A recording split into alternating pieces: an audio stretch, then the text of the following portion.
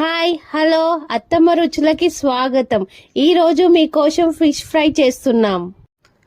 ముందుగా ఫిష్ ముక్కలను తీసుకొని కారపొడి, ధనియాల పొడి, అల్లం వెల్లిగడ్డ, ఉప్పు, కాన్పూరు, పసుపు, మసాలా పొడి వేసుకొని మంచిగా శుభ్రంగా కలుపుకోవాలి. ఒకటి నిమ్మకాయ ముక్క మంచిగా కలుపుకొని కొంచెం చెంచాడు ఆయిల్ మంచిగా అంతా పట్టేటట్టు కలుపుకొని ఒక పావు గంట సేపు పక్కకు పెట్టుకోవాలి. ముందుగా స్టవ్ వెలిగించుకొని పేనం పెట్టుకోవాలి. పేనం పెట్టుకొని ఒక స్పూన్ ఆయిల్ వేయాలి. వేసి ఫిష్ ముక్కలు పెట్టుకోవాలి.